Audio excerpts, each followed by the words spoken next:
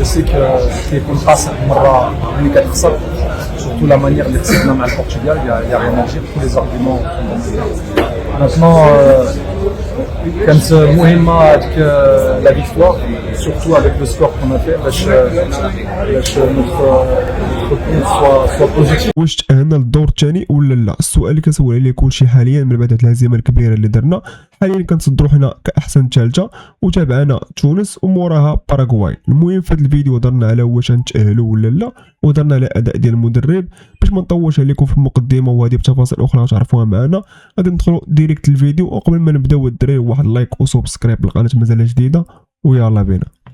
من بعد الماتشات الاولين بزاف ديال الناس قالوا المنتخب المغربي صافي راه غادي تقصى، وقالوا الاداء ديالو ضعيف والتاهل ولا حول بعيد. لكن الحقيقه اللي شفناها في المقابله الثالثه هي ان المدرب نبيل بها دار واحد الانقلاب كامل على كل شيء، بدل الخطه بواحد الطريقه وبدل حتى العقليه ديال اللاعبين، ودار واحد الريست كامل للفريق وخلق نسخه جديده من المنتخب المغربي الاقل من 17 سنه. واول ملاحظه هي المنتخب المغربي اليوم دخل بواحد الثقه وكيبان عليه انه فاهم الرساله، وكل لاعب كان عارف الدور ديالو وما بقاش العشوائيه ولا الخوف، والكره كانت كتمشي بالزربه من الدفاع للهجوم، والضغط العالي كان حاضر والتمريرات كانت دقيقه في المركز. واحد النقطه غادي نشير لها الدراري في القضيه ديال عبد الله وزاني. بزاف ديال الناس تسالوا على عبد الله وزان واش خصوصا منين خرج من التشكيله الرسميه وشافوا الفريق بدا كيلعب بواحد الحريه اكثر، وفعلا المقابله بينت ان عبد الله وزاني لاعب موهوب وعنده واحد الطاقه كبيره، ولكن خاصو يخدم اكثر على الانسجام مع لاعب الوسط. والوسط كان اليوم متوازن وما بقيناش كنشوفوا الفراغات اللي كانت ضد البرتغال، والتحركات كانت جماعيه والكره كانت سلسله والتمريرات كتوصل للهجوم بواحد الطريقه مرتبه مزيان ومنظمه. الفريق بلا وزاني ولا كيبين ان بناء اللعب من الدفاع بواحد الطريقه ذكيه، خصوصا مع التحركات الداودي والهيداوي في الاطراف اللي عطاو واحد الحلول هجوميه ممتازه. وهذا التوازن خلى المنتخب يتحكم في الريتم ديال المقابله من الدقيقه الاولى حتى لصافره النهائي. الاظهره والدور ديالهم الجديد، اليوم شفنا الاظهره كتلعب بواحد الدور اساسي. الهيداوي والداودي كل واحد فيهم كان عنده واحد الدور هجومي واضح، ما بقاش اللعب كيبقى في بلاصتو، كاين تبادل في المراكز، كاين طلعان وهبوط،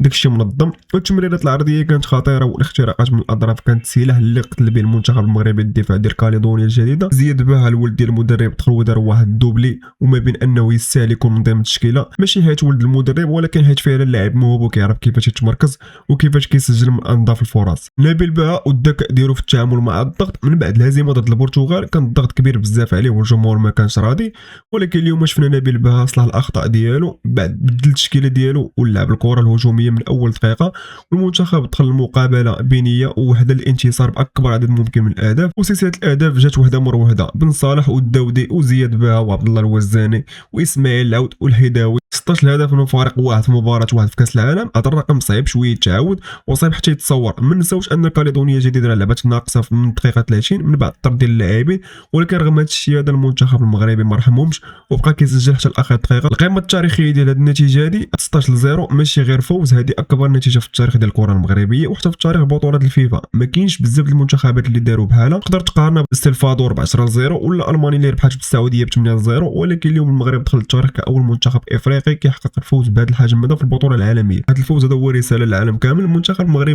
ما كيستسلمش، والنتيجه ديال 6-0 ضد البرتغال ما كتبقاش وصمه عار، كتبقى مجرد محطه في طريق الماتش. دابا غندوزو للترتيب واش تاهلنا ولا لا. السؤال اللي كنسول عليه دابا حاليا كلشي وغادي نجاوبوا عليه. دابا حسب الحسابات الرسميه المغربيه كتصدر المنتخبات اللي تجاوزت المركز الثالث بافضل فارق الاهداف زائد 8، من بعد تونس زائد 3 راه عنده 2 نقاط، والسعوديه والمكسيك باقي ما لعبوش. يعني منطقيا المغرب قريب بزاف من التاهل الرسمي الا وقعت واحد المفاجاه في مباراه المنتخب الاخرى بحال بوركينا فاسو اوغندا وقطر ولا اندونيسيا. بمعنى اخر حنا دابا في المركز الاول بين اصحاب المركز الثالث، يعني حنا الاولين في المراكز ديال الاحسن ثالثه، حنا الاولين، والريمونتادا ديالنا رجعتنا للقائمه بطريقه بطوليه. رساله المدرب نبيل بها، صحيح الاخطاء ديال البدايه كانت مؤلمه، لكن اليوم قدر يصحح الاخطاء ديالو وقدر يفيق المنتخب ديالو. دابا خصكم تعرفوا الدراري فاحنا خصنا نتسناو الماتش ديال السعوديه اللي في الدور المجموعات ما بين المكسيك ولا المجموعه ديال اوغندا ولا قطر، حيت التاهل ديال المغرب كافضل ثالثه كيتحدد حسب النتائج ديال هذه المباراه اللي قلت لكم دابا. يعني خصنا نتسناوهم عاد باش نعرفوا هنايا واش تاهلنا كاحسن ثالثه. دابا حاليا المغرب عنده 3 نقاط والفرق اهداف زائد 8 تقريبا ضمن التاهل بنسبه كبيره، وغادي يلعب الدور الثمن النهائي راوند 16، ولكن الخصم ما تحددش رسميا حتى يساليو الباقي المباريات ديال الجوله الثالثه اليوم وغدا، وغالبا غادي يواجه المنتخب اما من المجموعات الاولى ديال الثانيه بحال الارجنتين او المانيا او اليابان